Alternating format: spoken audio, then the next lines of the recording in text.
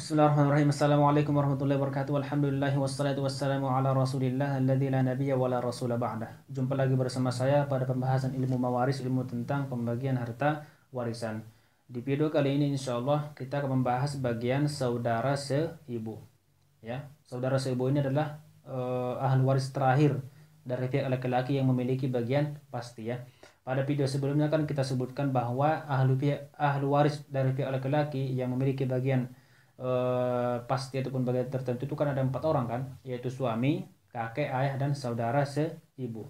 Nah, di video kali ini insyaallah ini kita akan membahas bagian saudara dan saudari seibu. Saya sengaja gabung ya. Saya gabung dalam video ini nanti pembahasan bagian saudara dan saudari seibu. Kenapa? Karena memang bagian mereka itu sama gitu. Bagian saudara dan saudari seibu itu bagian mereka sama gitu. Beda dengan saudara yang lain. Kalau saudara kandung ataupun saudara seayah itu beda bagian mereka dengan saudari kandung dan saudari seayah gitu. Nah, berapa bagian mereka? Secara ringkasnya ada 3 kondisi lah ya. Pertama mendapatkan 1/6, kemudian yang kedua 1/3, kemudian yang ketiga terhalang. Nah, supaya lebih jelas kita tuliskan saja. Yang pertama itu mendapatkan 1/6. Nah, kemudian yang kedua 1/3 dan yang terakhir terhalang. Kalau maksud terhalang ya terhijab, artinya nggak mendapatkan warisan. Nah, kapan mendapatkan 1/6? Saudara dan saudari seibu akan mendapatkan 1/6 ketika 1 orang. Misalnya yang ditinggalkan itu saudari seibu saja atau saudara seibu saja.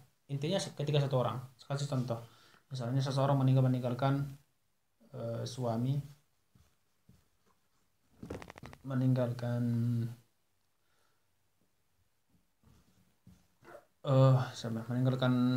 ibu lah, dan meninggalkan 1 orang saudari seibu. Oke. Di sini suami akan mendapatkan 1/2, ibu mendapatkan 1/3. Nah, ini ya. Saudari seibu ini kita katakan tadi kalau dia 1 orang ya mendapatkan 1/6. Di sini kan 1 orang kan, berarti mendapatkan 1/6. Ingat, baik yang menempati posisi si saudari seibu ini adalah saudara seibu, maka dia tetap mendapat 1/6. Intinya ketika dia 1 orang, saudari seibu atau saudara seayah ketika 1 orang, maka mendapatkan 1/6. Itu intinya. Itu bagian yang pertama. Kemudian untuk bagian yang kedua itu 1/3. Ini. Nah, kapan mendapatkan 1/3? Ketika lebih dari 1 orang. Misalnya seseorang meninggalkan istri, meninggalkan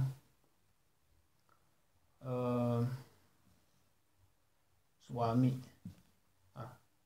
suami pula, istri terus meninggalkan ibu lah, kok soal lagi ibu, kemudian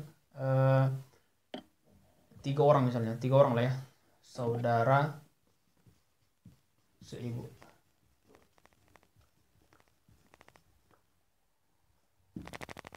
Oke. Istri akan mendapatkan 1/4 ya. Kenapa 1/4? Dikarenakan tidak ada anak. Ibu akan mendapatkan 1/6. Kenapa 1/6? Karena di sini jumlah saudara ada lebih dari 1 orang. Nah, kemudian 3 saudara seibu akan mendapatkan 1/3. Ingat ya, 1/3. Ketika lebih dari 1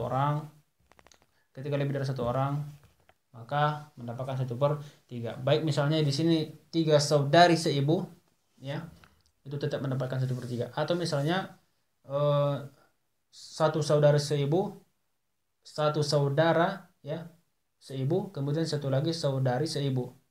Itu dianggap 2. Nah, itu tetap mendapatkan 1/3. Selama lebih dari 1 orang ya, maka itu mendapatkan 1/3 seperti itu. Kemudian untuk yang terakhir yaitu terhalang ataupun mahjub, tidak mendapatkan warisan. Kapan? Ketika ada usulul dzukur dan ada far'un waris mutlaqan. Usulul dzukur maksudnya apa? Ketika ada ayah, misalnya seseorang meninggalkan ahli waris di antara mereka adalah ayah, dan saudara